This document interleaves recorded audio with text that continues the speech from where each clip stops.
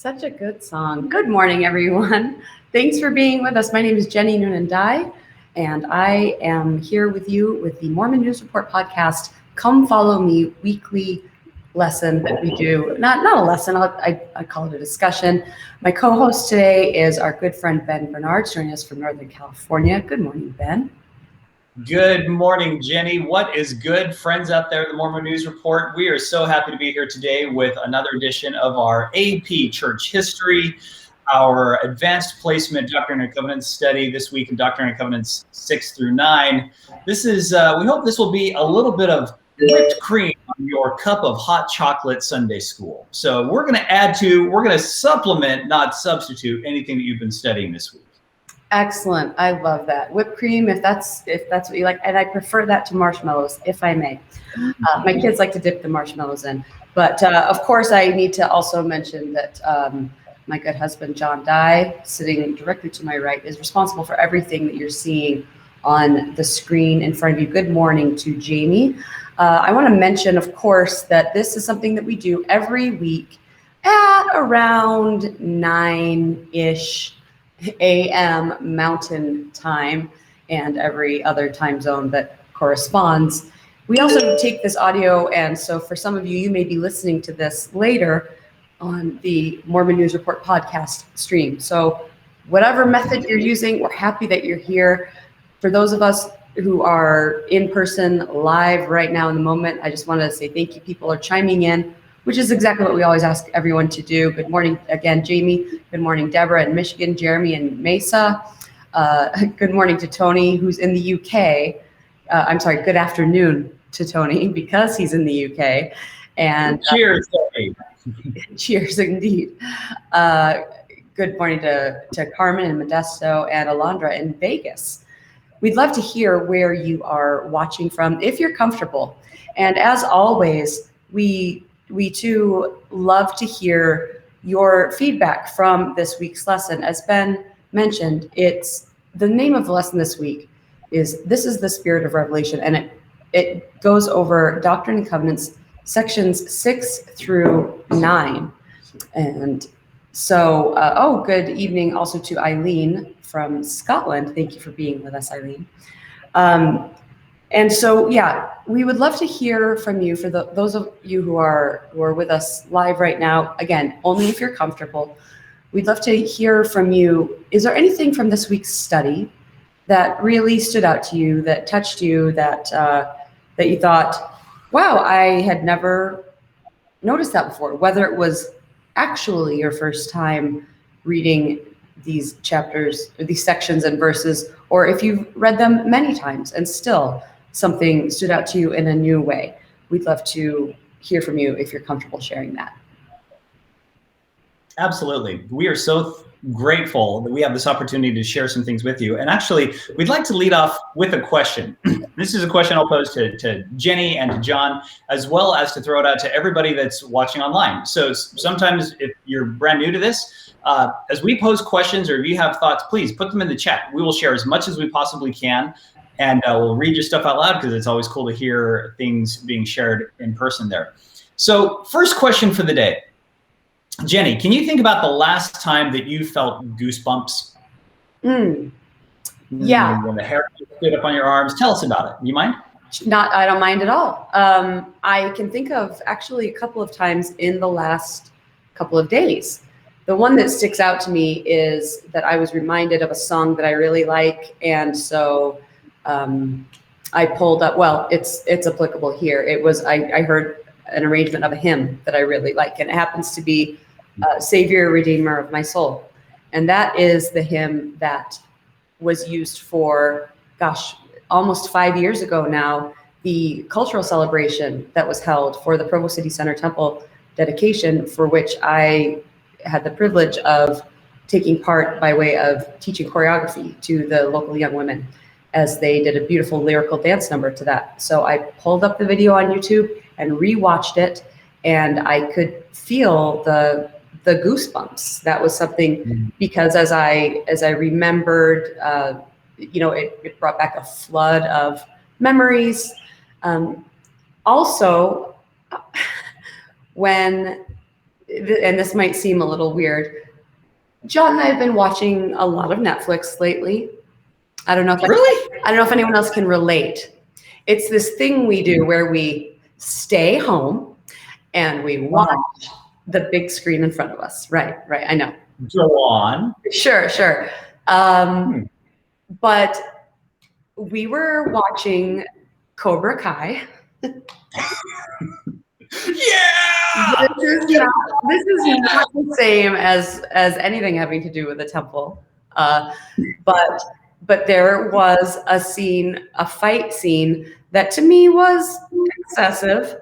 And of course the climax of the fight scene was someone getting hurt, and it made me shudder because they kept bringing it back as if we maybe had forgotten that this big thing happened, that this kid got hurt in the way. In case you missed it, let's show it again. Right, exactly. But I did notice that I had goosebumps too. I didn't like it. It was very uncomfortable. So I don't know if that's what you're looking for, but that sure is.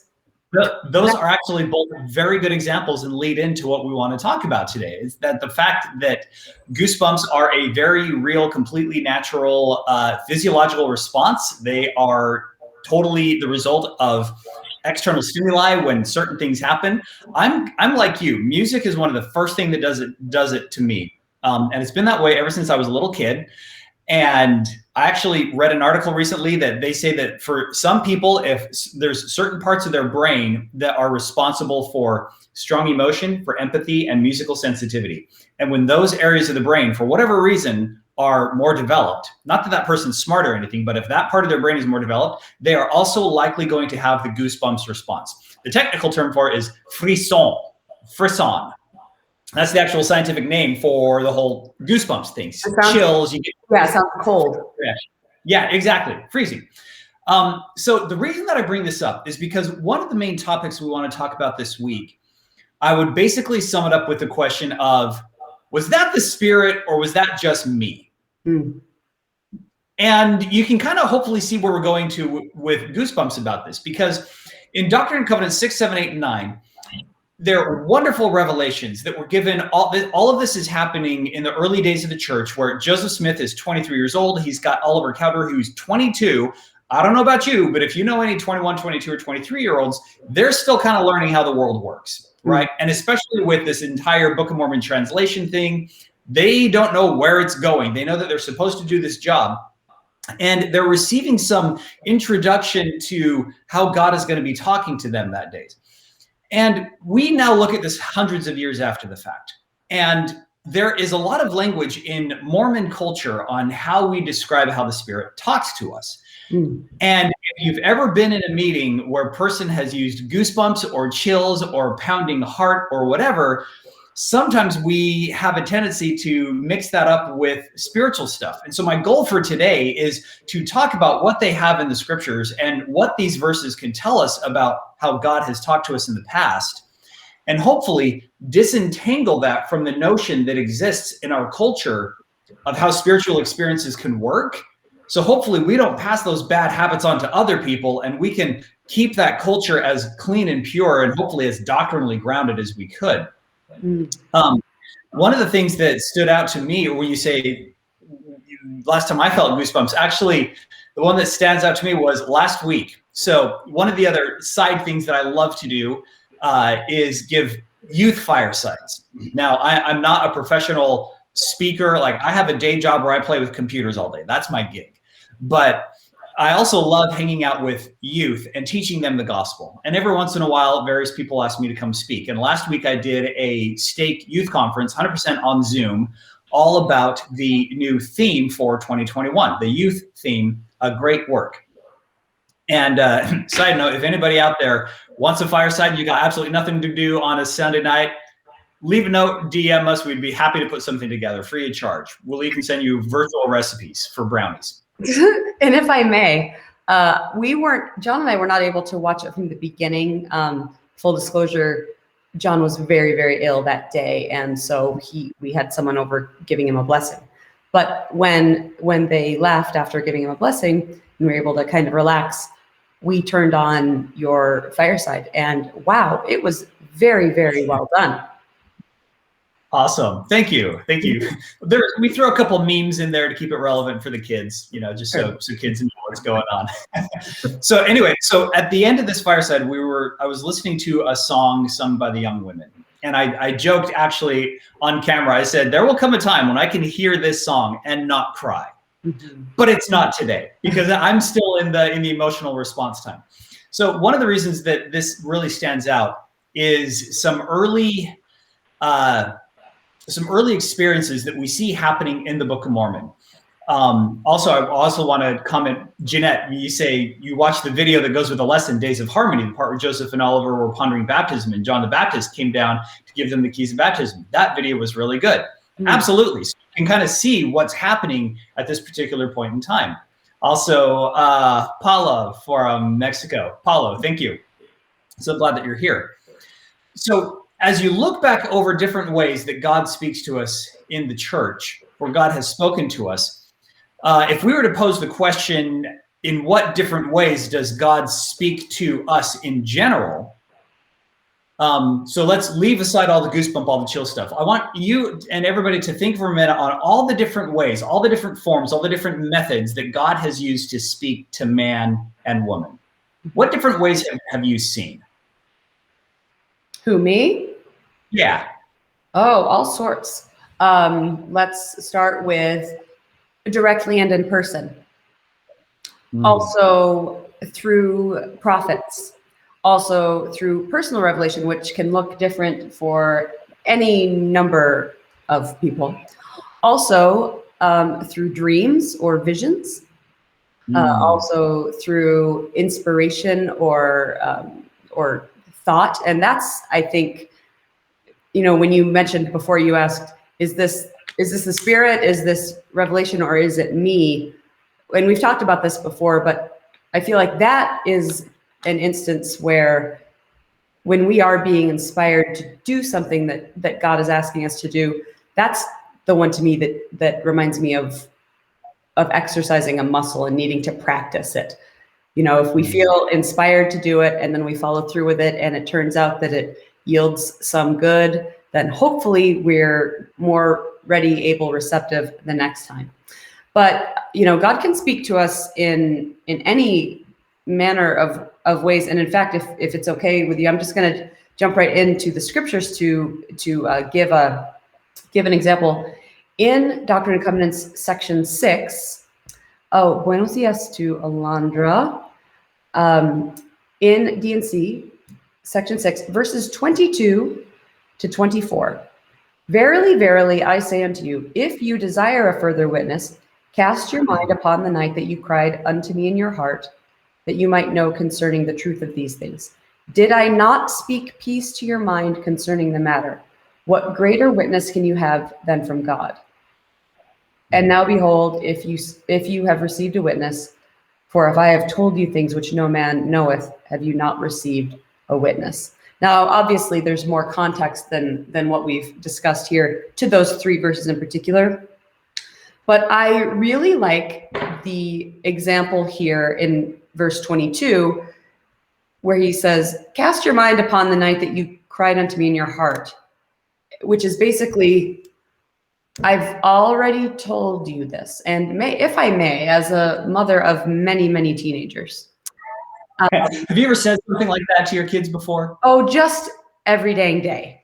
I don't know, you know, I've often spoken with mothers of younger children who are like, oh, it's so hard. And it is, you know, to be in the throes of diapers and nap times and everything else that comes with it. And while for a while I really wanted to say it gets better when they get older, I basically just think it gets different. It gets different. And one of the things that is different is that I don't know about you, I don't want to speak for parents of other teenagers, but one of my biggest pet peeves is being asked the same thing repeatedly based on the fact that when I answered it the first time, I did not give the desired response. And whether it's asked the same way or a different way, mattereth not to me. I cannot stand it. And so I like this example, which is cast your mind upon the night that you cried unto me in your heart. Go back and remember the other time I answered this very question. Mm-hmm. And don't go ask your dad hoping that he's going to give you a different answer, because that's the thing that raises my wife's hackles, is when one of the kids goes to her and asks her, she gives an answer that they don't like. And then it leaks out that they already asked me and I gave them the same answer, because now that kid's doubly in trouble because he was supposed to take the answer the first time. And she's like, oh no, we're on the same thing. So I think this is a really fascinating experience that Oliver has, because I think it speaks to two different things. Number one, the type of answer he got, but number two, the second answer that he got and the way that God responded to him. And I think we're going to see at least three different responses like this, or three very different ways that God talks to him. But the peace to your mind, if I had a big chalkboard, if we're in a class, that was one of the first things that I write up here is peace to your mind. When God is actually talking to you, that sense of relief, that sense of comfort, that sense of, oh, okay, that's cool. And I like how when Oliver goes back and he's still kind of wondering, I think this tells us some interesting things. Number one, it's okay to seek confirmation about our confirmation. Right. That was one of the things that I actually struggled with when I was trying to make some big decisions in my life in regards to the woman that I was thinking I should marry. This was going to be a good idea. And I got what was this huge response. And I went back, I was like, okay, hang on, that was really scary. Can I get a confirmation on your last, please? And God was basically had the same thing. He's like, bro, I told you, I've already answered this question. Mm-hmm. You need to have trust in my answer. Like, I'm not going to give you the same first vision, like over and over and over again. And part of my brain's like, well, that's what Joseph Smith got when he was in the cabin and he prayed and Moroni came down like 7 times and told him the same thing. And I'm like, no. You ain't him, first off. This ain't then. And you already got your own answer. So cast your mind back. I'm not going to repeat myself. Sure. So, and sometimes, though, to be fair, sometimes it is, because I do also want, again, I use the parenting analogies a lot, but it really is, oh, remember, we already talked about this, right? Because too, it can be done in a gentle and loving way as well. But as you talk about there in verse 23, did I not speak peace to your mind concerning the matter? And Laurel shares in the comments, she says, I am separated. It's okay. She says, I'm separated from the physical because of a brain injury. God talks to me all the time. How do I know that it's God? It always only gives me peace. And so that's an excellent example of one way to know that what you're feeling, thinking, is from God. And like you shared, Ben, your experience asking for a confirmation of the confirmation, that the example is right there in verse 23. Did I not speak peace to your mind? Like, could I have been more clear? I don't think I could have been more clear. I spoke peace to your mind concerning the matter. And what greater witness can you have than one from God? And what's really interesting is, and this is pure conjecture on my part, I can't help but wonder if Oliver was maybe somehow hoping for an angel or a vision. Because in this case, had Moroni come down and said, oh, you wanted to see these plates too? Okay, here you go. Right, there you go. That would have been a pretty big thing.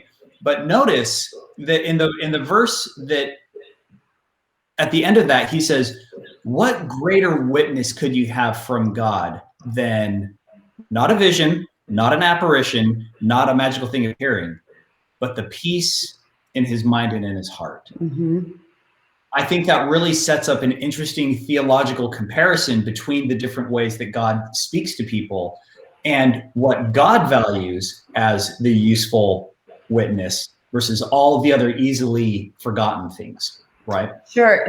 Do you think too, I wonder how much it speaks to, of course, God's all-knowing of our human incompetence. I mean, you think about this, Laman and Lemuel, like you have seen an angel, and yet, even how many times in one night was Joseph visited and given the same message repeatedly? Because our heavenly parents know they're going to forget. They're going to forget. They're going to question it later. We're not going to do this. Yeah. Yeah. Yeah. And peace is something that by its very nature is more lasting. To me, again, I go back to Laman and Lemuel, you've seen an angel. While I'm sure that seeing angels affects people internally, it is an external experience, whereas peace is internal. Yeah. So, yeah. Absolutely. John, let's go to slide number 5 real quick. Let's briefly talk about some of these other different ways that we see happen in the scriptures of these external things that you talk about, right? And these are all, I think these all fall under the same umbrella of what different ways does God speak to us? You know, we see the visions. Those are absolutely common. We see the dreams. In fact, if you start at the very beginning, the first opening chapters of the Book of Mormon, we've got a whole survey of different things. We've got men like Lehi that are having dreams at night. And I can say that those actually really do happen to this day. I have family members on my side of the family and my wife's side of the family that have both had amazing, powerful dreams that when they woke up, they sat there and they thought about it and they went, whoa, hold up. I need to do something differently based on what happened in this dream. Now, for me, that's not the case. Last night, I was dreaming that I was in a gigantic sized tree house on Halloween watching a Marvel movie. Sure. Now, that was a pretty awesome dream. And if that's what Heavenly Father says I needed to do, well, then cool, I'm building a tree house. But, you know, dreams are not my thing. I always go back. Sorry, just a little anecdote. I remember one time years ago, my sister-in-law being like, and I had a dream that I was pregnant, but instead of my baby, I had kittens, and then there was nowhere for them to sleep, so I had to put them in the microwave. So yeah, sometimes dreams, yes. Sometimes dreams, no. They're just they're absolutely dreams. Now, it would be great if life came with an instruction manual that told us when the dream actually came from God versus when it was just the random dumpings of our brain. Yes. But we don't have anything like that. So it is left to everybody to figure out how those work. The next one, I'm gonna distinguish a dream from a vision simply by saying, are you awake or are you not at the time? So we do see in Nephi's, he says, I had a vision. And granted, in the scriptures, sometimes they do use the two synonymously. Sometimes they say, I had a vision while I was dreaming, and that's okay. But the point is, sometimes you can have an open air, full view daylight kind of a vision. Also, Joseph Smith had those. There's other times in the scriptures where God seems to manifest himself through what can only be described as a voice. Now, the authors of these stories, and they're quite plentiful in the scriptures and throughout church history, Enos, when he goes out and he prays all day and all night, he does not distinguish whether this was heard with his physical ears, his spiritual ears, is it something that he heard inside or whatever? He simply says, a voice came to me. And so we'll just take that at face value. We'll say, okay, that's voices, right? So, and there are people that have actually heard those things, and still to this day in our faith and plenty of other traditions all the way around the world, there are people that say, well, I heard a special voice that told me to X, Y, Z, and I decided to follow it, and good things happened. So those are very real. Next to that, we have also other types of divine manifestation that, let's be honest, can feel weird to our modern sensibilities. But if you go back a couple hundred years, it was normal to them. So one of the things that we have to remember when we're reading through church history, remember we spoke last time, one of the other pro tips we want to share is we are a guest of the past, right? Like when you walk into a guest's home and you think that their decor is kind of weird and it's kind of a strange smell and they ask you to take off your shoes or whatever, you don't sit there down and make yourself a home. You respect it on their terms. So when we look at church history, this is a helpful thing for us to remember when we read about what's called dowsing that Oliver Cowdery had a gift of. And that's the old cliche, maybe you've seen it in cartoons or images where a person holds a forked stick and they're supposed to hold it with their palms up so their fingers reach the heavens. And at the end of it, the stick will point out towards the ground and they can be walking around and they keep in their mind and in their heart what it is that they're looking for. And traditionally, dowsing was looking for something hidden underground. Water, gold, riches, or something else. But it was usually water, gold, or riches.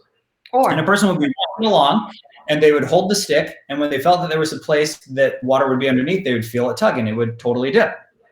Now, I don't know anybody personally who's actually done this, But just last week, I was actually reading a publication by a professor at BYU. He was a professor of geology, and he was giving a devotional, and he was talking about Oliver Cowdery's gift.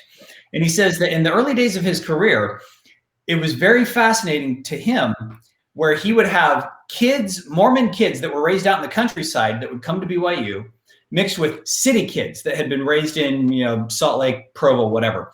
And they all come together. And when they got to this section about Oliver Cowdery, they were talking about this. A lot of the country kids were like, oh yeah, we still do that all the time. Like if you need to dig a well or whatever, that's what you do. My bishop does that. My stake president does that. This is like a natural, normal thing. And all the city kids were like, what are you talking about? That's not a thing. We're like, no, it's a real thing. It's a common, ordinary thing. This whole dowsing gift. And some people felt that it was divine manifestation. Some people felt that it was random luck, but it was a thing that's actually addressed here in the scriptures. And that is in the same family of what we call scrying. Scrying is the technical term for looking into a crystal glass or a crystal ball. If you've ever seen, this is where the old tropes of a fortune teller that's gazing into a crystal ball, or a person that has a magical mirror, or in Joseph Smith's case, it was both a seer stone, like an actual small stone, and crystals that were set into a bow, like what was just simply described as a set of spectacles, and there was a little pocket in the breastplate. You see a replica of it here on the screen. Scrying is crystal gazing, and people had no explanation for how it worked. They said, well, this is something that comes from God, and through it, visions and revelations can receive. Now, this was the method that Joseph Smith used to translate, and I'm putting air quotes around the word translate, the Book of Mormon. And the reason I do that is to distinguish translating from like taking an old language and running it through a machine and turning it into a different language, like Google Translate, right? I can type the word scrying or nacho cheese sauce or whatever and say that's what it is in English, and I can spit it out into any other language. But that is not the process of how the Book of Mormon came to be. He didn't have a Google Translate. He was staring into a rock in a hat or gazing into these crystals, and the plates were off to the side. And he was receiving a vision that he saw, and he would dictate what was appearing in the vision, and then his scribe would hurry and write it down. And then as soon as he wrote it down, he would say, complete, I got it. And then that portion of the vision would disappear, and then another one would appear, and then Joseph Smith would continue to dictate. So that's what was happening. And somewhere along the line, Oliver goes, man, that's really cool. I want to try that. Like, could I do this? I want to have this type of experience. Now think about what we've already seen with Oliver. He's a very religious man, very faithful. He's a rookie when it comes to these manifestations of God. And he's already asked for some sort of kind of a big manifestation of something. And God has already come back and told him, he says, look, I've already spoken to you in the way that I think you need to hear. And in this case, it was just the peace in your heart and in your mind. But if you really want to translate, okay, let's give it a shot. So we'll go ahead and give you an opportunity to do this. And this leads into D&C 8, 2, and 3. This is the second main type of revelation that we see happening, or that's manifested here in this particular set of scriptures. You want to read that for us, Jen? You said 8, 2, and 3? Yeah. Yes. My thing just closed, so I am finding. Oh, there it is. Yea, behold, I will tell you in your mind and in your heart by the Holy Ghost, which shall come upon you and which shall dwell in your heart. Now, behold, this is the spirit of revelation. Behold, this is the spirit by which Moses brought the children of Israel through the Red Sea on dry ground. So what do you think, or what do you make of that phrase, I will tell you in your mind and in your heart? What does that mean? Are you asking me? You're asking John? Yeah. Asking everyone? Yeah, both of you. And then anybody in the comments, if you have any experience of God telling you in your mind and your heart, we'd love to hear it. So I think it's interesting because as you were talking about Joseph's experience, and again, hearkening back, because Stephen Rushing says, RIP, y'all's inbox. Yes, last week we talked a lot about being guests of the past. And like you mentioned, Ben, for instance, it's essentially visiting someone else's culture. And while we may not understand it, we do need to understand and respect that they understand it and that it works for them. And as I think about Joseph's experience, what we call translating the plates. Translating and interpreting are two words that are closely related. Interpreting generally means being done orally, whereas translating is something that is done with written word. But whereas what Joseph was doing was looking at something written, but then reciting it out loud. I think we can't, of course we can't, and not just because of that, but we can't describe what he did without using the term revelation. I just want to kind of, tie all those in together. But when it comes to your mind and your heart, there is a difference between, and this is a visual. So if you're listening on the podcast stream later, I'll just maybe try to describe what I'm doing. But there's a difference between knowing, where I point to my head, and knowing as I cover my heart. There is a difference. And sometimes you can know something in your head and know something in your heart.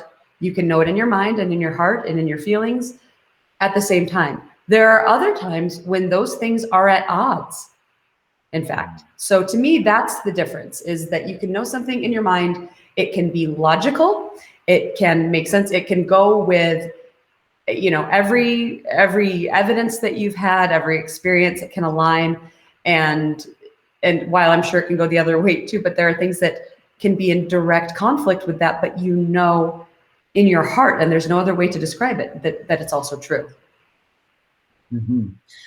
We got some wonderful comments here, if I could real quick. Eileen mentions, he says mind and heart, not mind or heart. Mm-hmm. Yes. I think that's really good. That's something to bear in mind, is that he's saying, okay, mind and heart. I was talking with my daughter who's in college, and she's dealing with some big questions in her life. She's trying to figure out, I'm outside of the nest. How does this work? And we went back and we read this verse together, and she's like, okay, so mind is like logical thoughts, like it should make logical sense what I'm trying to do. And heart is, it should also feel good. And so if one of those two is not in sync with the other, then maybe go back and double check your work and figure out where you got the answer to, because you might not be 100% in the right direction. And I think that's a really, really good thing as well. Stephen says, we don't speak God's language. God speaks to us in our language. Sometimes that looks like prayer or dance or scrying or speaking in tongues or dreams. The important isn't the how. The importance is the why, the message. That's a really good point, Stephen. It's easy to look at other people and say, well, no, that's not how it works. God doesn't talk to you that way. And we do have to be honest, and I have to be careful when I opened up with a somewhat flippant question at the very beginning was, when was the last time you felt goosebumps? Or when was the last time you felt the heart pounding? Is that it's not up to me to determine how God is not talking to somebody else. Because for all I know, they very well could be. And that's literally the challenge that Joseph Smith had when people were like, oh no, God doesn't come in visions. It doesn't work that way. Come on. Yeah, or let's go back in time, back to Joseph Smith's time, or heck, back to our parents' time, and say, well, in the future, what everyone's going to do is hold a little screen in our hand. Stone right there. What we're going to be able to do is that encyclopedia set on your shelf. You don't need it anymore. It's in here. Your telephone. It's also this. All your teachers in school who told you you have to learn this because you're not going to walk around in your adult life with a calculator in your pocket. Calculator. Yes. And I should maybe cover up that symbol.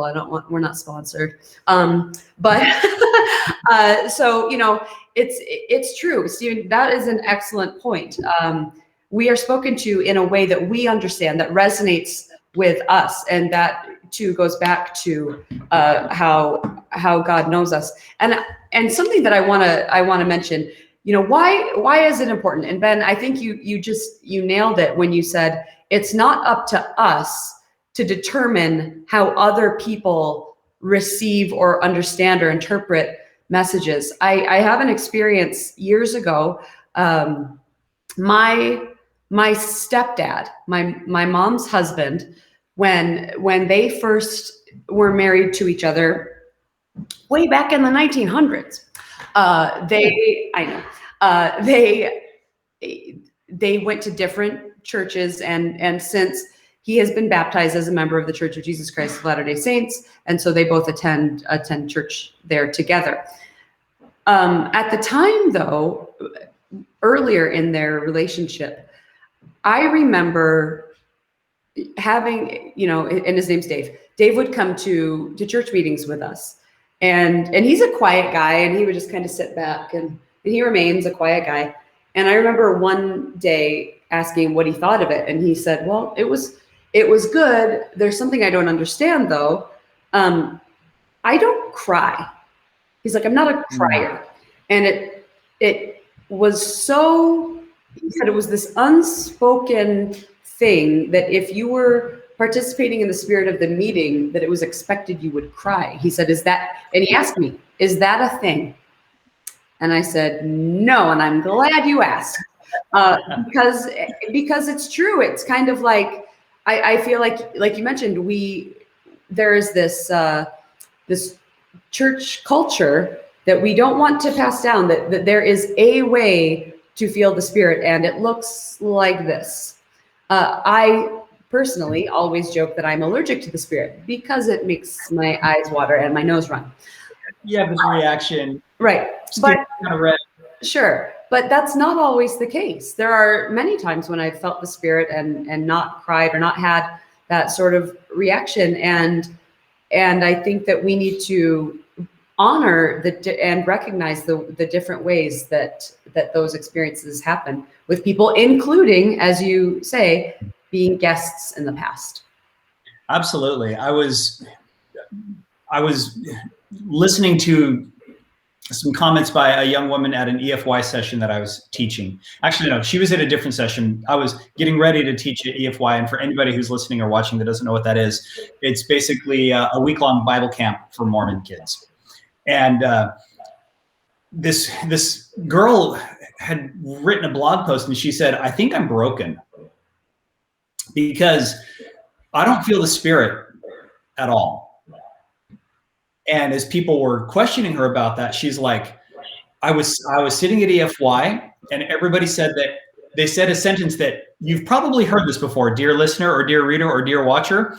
They said, you could tell the Spirit was in the room very strongly and everybody was feeling it because everyone was crying. Mm.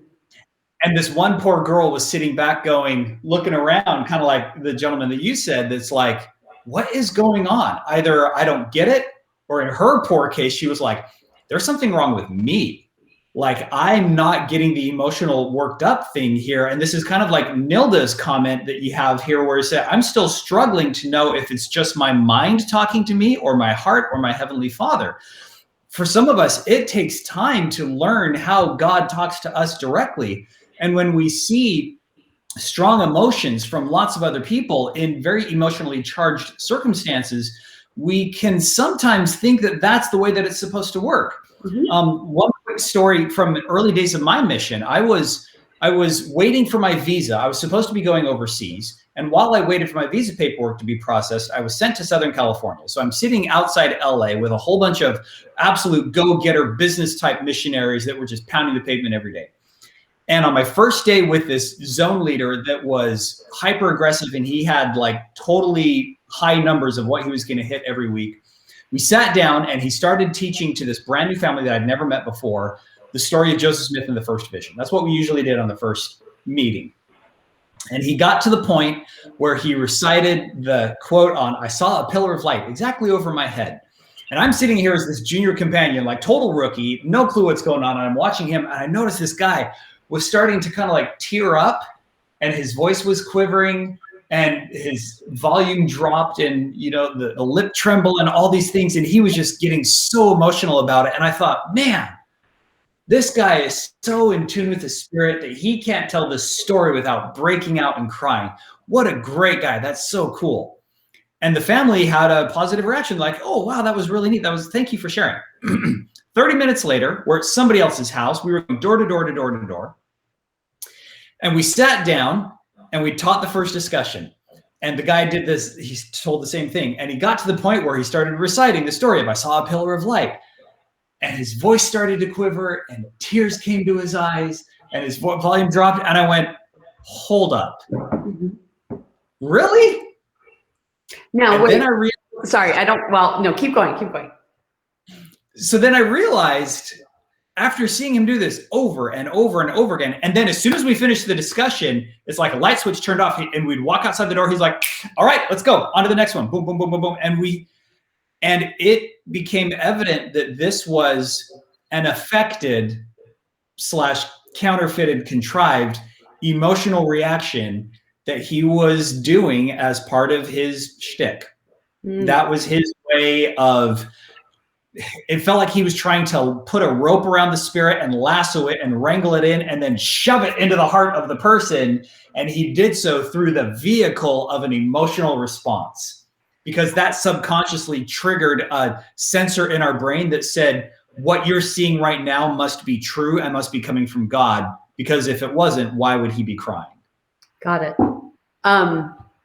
Cool. I just wanted to mention that I want to make sure that we don't discount it either, because while I don't know that, I don't have that experience that you have, and I don't know, is it possible that for some people, no matter how often they say something, it can bring tears to their eyes? Absolutely, there is. There's one topic in particular. Oh my gosh, I'm not even going to say what it is, because I'm starting to feel a little bit, but yeah. So it is possible. At the same time, I do want to drive home your point that it is not required. When my stepdad asked, he was not being belligerent or even obtuse or obnoxious in any way. It's a legitimate question for someone who attends one of our meetings to say, am I supposed to cry? I mean, like, honestly, very kind of, when you go to a different culture, maybe, if you've never, for instance, gone to a Catholic mass and you find, oh, everyone's standing, oh, everyone's kneeling. If you're not used to that, you follow the lead of people around you. So it's completely a legitimate question. Am I supposed to be crying? And the answer is no. But if you feel like it, absolutely do. And I think, and I do wonder now, like, I wonder, can we reach out to that guy? Can we say, was that, because I also think, obviously, when you're that age and you're younger, you don't know if that's something that's been ingrained in you. It might be something just like when I tell the story of the first vision, at this point, I cry. I don't know. I want to leave room for everything, that for many people, it's legit that when that happens, it can totally. Yeah. And I think in the context of this discussion, we're trying to figure out, was that the spirit or was that me? That's kind of the underlying question that we're exploring. I think it's useful to bear in mind and recognize that there are parts of our culture where, unfortunately, we sometimes equate that really strong emotional response with the spirit. And we also think that in the absence of a strong emotional response, I must not have been feeling the spirit. It's like, could you come out of a room and not be crying, but still be feeling the Holy Ghost? Is that strong emotional response the only signal that you have that says that now you know that you're feeling the spirit because people were crying? And I'm like, no, you don't have to. You can come out and you can be happy. You can be excited. You can be energized. Look at everything that we've seen. Oliver Cowdery says he had peace. Look at Lehi. He had a dream. Look at these people. They had visions. So the whole point is that there's lots of different ways, lots of different languages that God uses. And that brings me up to this quote that I actually like to share. John, if you could go to number 8, please. We'll talk about that last one. Number 8, this is a quote that I found from Howard W. Hunter. This was featured in the Teachings of the Prophets of the Church, chapter 22, Howard W. Hunter, page 284. He says, quote, "I get concerned when it appears that strong emotion or free-flowing tears are equated with the presence of the Spirit. Certainly, the Spirit of the Lord can bring strong emotional feelings, including tears, but that outward manifestation ought not to be confused with the presence of the Spirit itself." Mm-hmm. Yes, absolutely. So, wonderful. What's your take on that, Jim? What does that mean to you? Well, to me, the takeaway on that is clear that, and some people have been very generous in sharing their thoughts in the comments, that well, I don't cry, so is there something wrong with me? And the answer here is very clearly no. There are many ways to feel the Spirit. And while I think that this is a great opportunity for self-reflection, because it's an invitation in my mind to familiarize yourself with what that looks like for yourself. It also is a reminder to not judge others' experiences based on their outward appearance. Like you mentioned before, something along the lines of, oh, well, they're not crying, they must not have felt the Spirit. That is not a thing. It's such a personal thing. And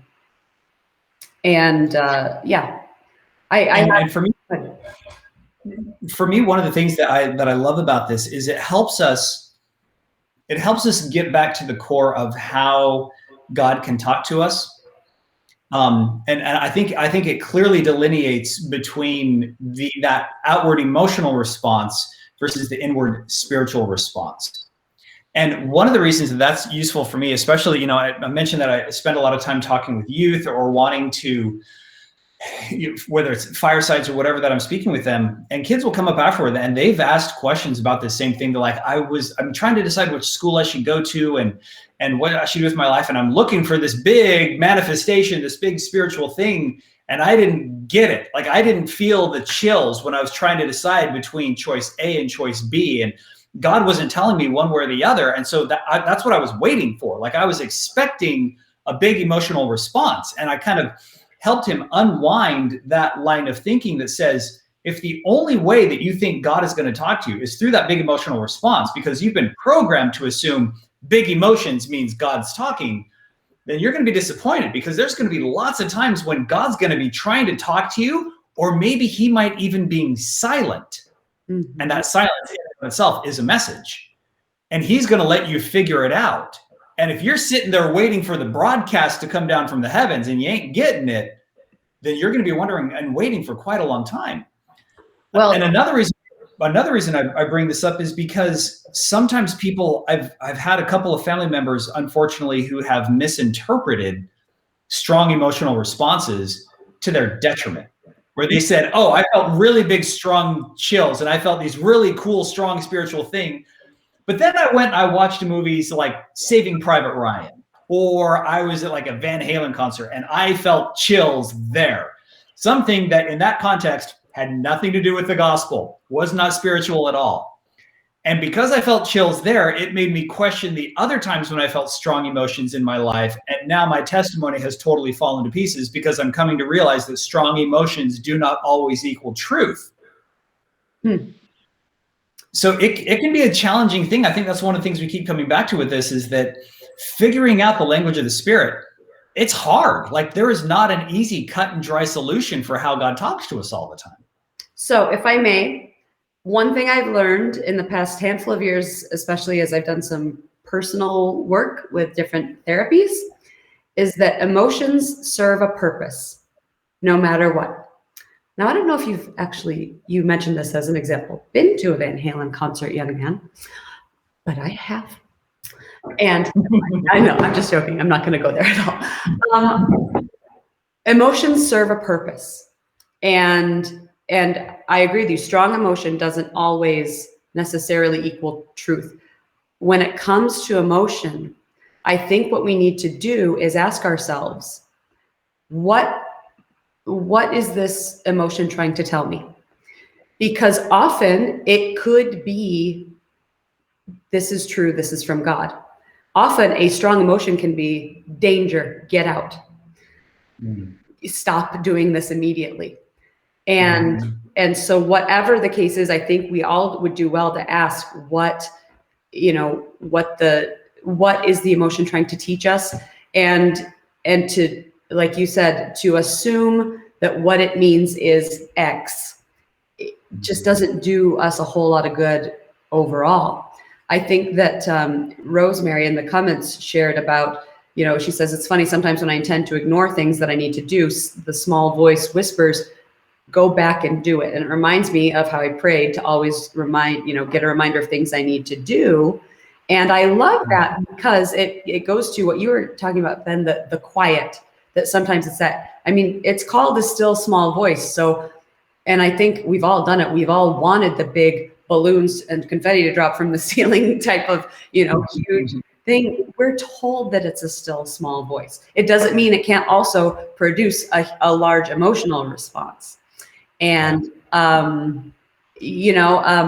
want to mention this quote. This is from Robert D. Hales, and he gave this talk, "Waiting Upon the Lord, Thy Will Be Done," back in conference in the fall of 2011. And he says, "In my life, I have learned that sometimes I do not receive an answer to a prayer because the Lord knows I am not ready. When he does answer, it is often here a little and there a little, because that is all I can bear or all I am willing to do." And I love that so much. Of course, the reference there is 2 Nephi 28:30, and here a little and there a little, because back to Stephen saying that God speaks to us in our language. Even so, with Oliver being reminded, "No, I told you this way. No, I told you this way. No, I told you this way." Sometimes the way is quietly, and sometimes the way is a little bit at a time. There, again, back to please forgive me, the parenting analogy, but a kid can ask me a question that has way more information to the answer than I give them, because maybe it's not age appropriate to answer all of it at that time. Or maybe they would need just a little bit to kind of digest that information, because the rest of it would be a waste, not a waste, but they're not ready to receive it in that way. Oh yeah. Like my kids ask me, how does a phone work? How do we do this? And when they were little, I would say, well, we took a rock, we made it really flat, we put lightning inside it and taught it how to think. And now the phone works. And to a 5-year-old, okay, we squished the rock, put lightning inside it, taught it how to think, that works. Now to my 17-year-old, I can say, let's talk about CPUs and operating systems and memory and all this sort of a thing. And let's get into the architecture. And now it makes a little bit more sense. But it was definitely here a little, there a little. This brings us to the third model that I wanted to point out here as we're approaching the end. In D&C 9, there's a different verse that almost seems like not a contradiction, but a very different, unique way of how revelation can come.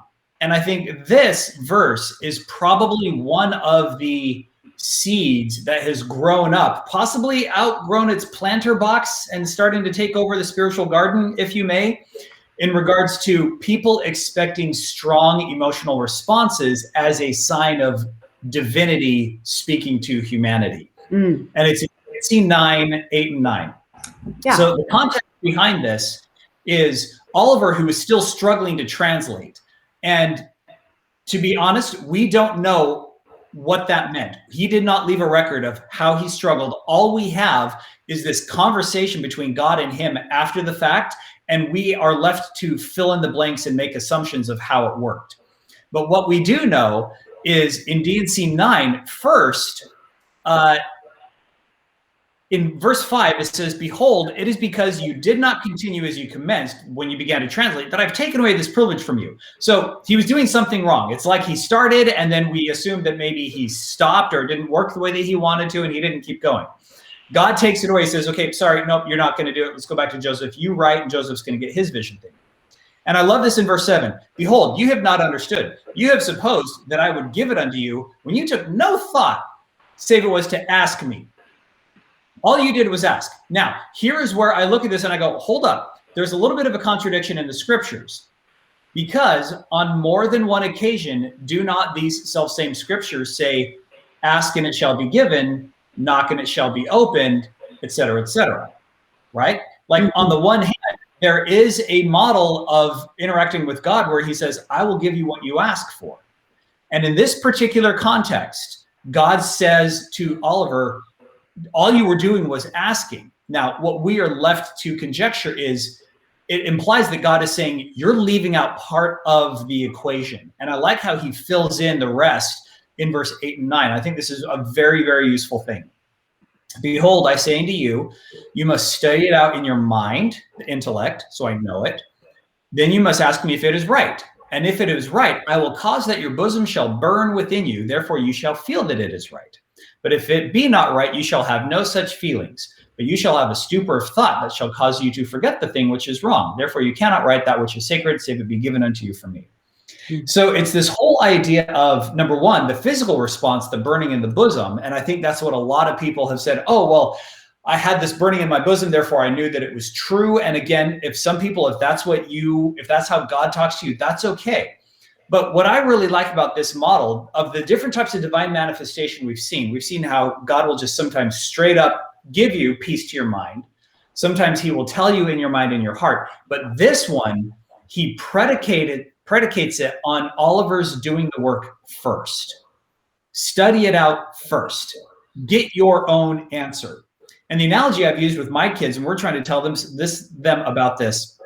I remember taking a calculus class, and I was struggling. I was so bad at math. I was fresh off a mission. I had been living in a hut in the jungle for months. I had no clue what a calculus was. I was so foreign to the whole thing, but I had to do it in order to get into business school.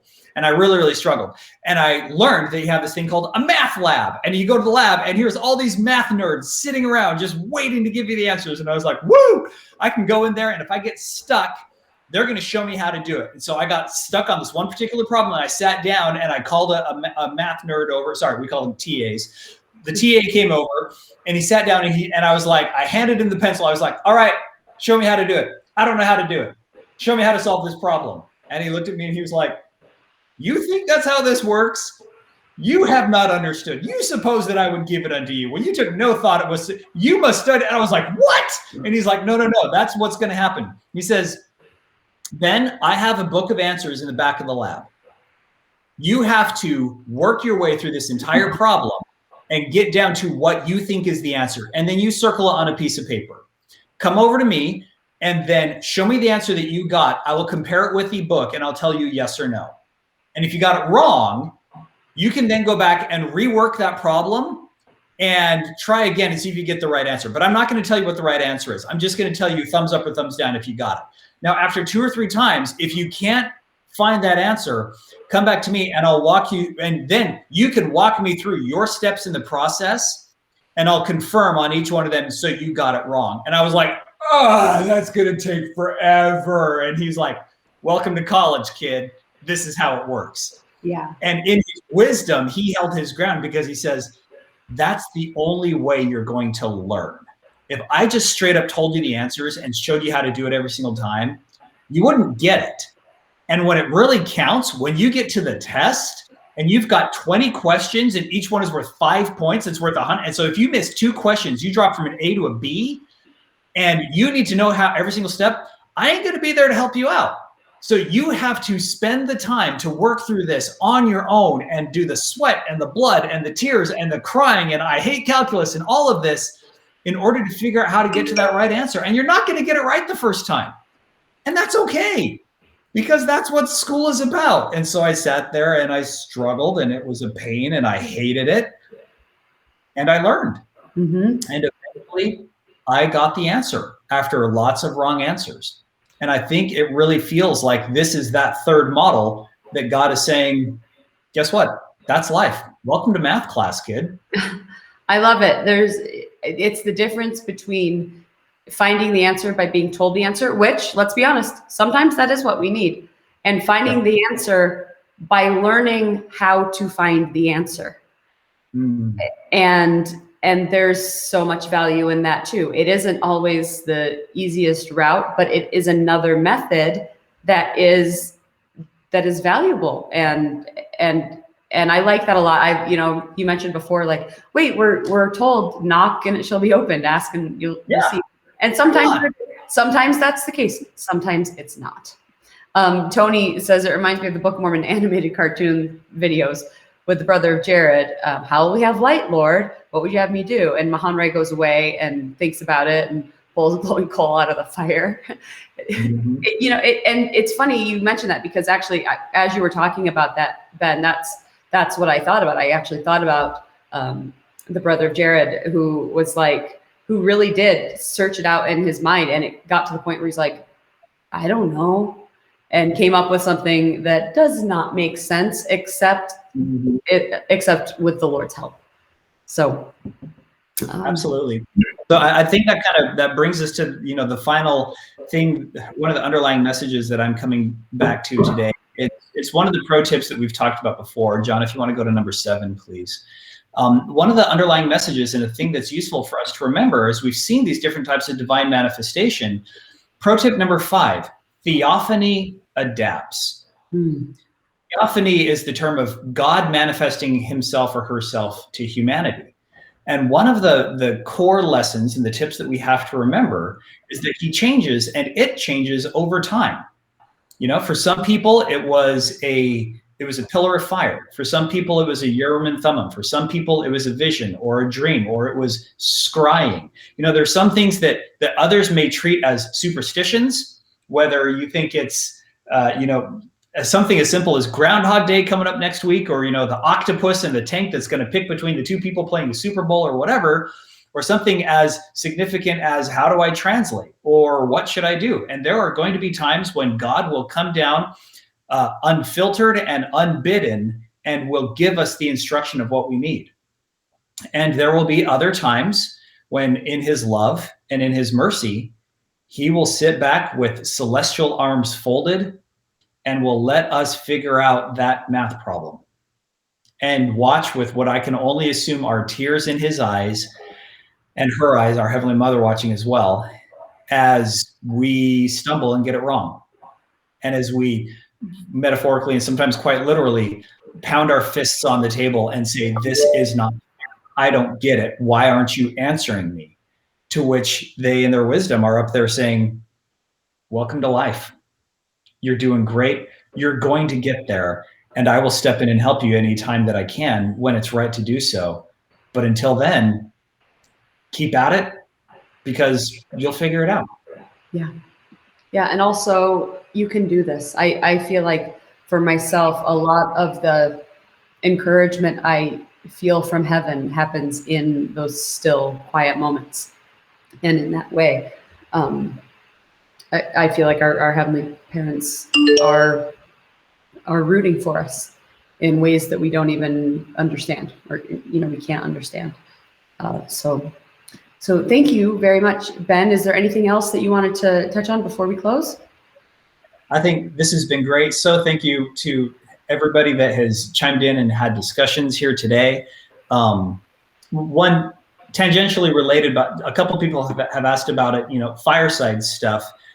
We as the Mormon News Report would love to be able to put on a youth fireside. If anybody out there has a stake, or even just if you as followers of the Mormon News Report would love to come and do, this particular topic was the youth theme for 2021, a great work. If there's any interest, if you have interest in putting together something for your stake, please feel free to reach out to us, reach out to me. But we'd love to come bring a little bit of light and truth to you and yours.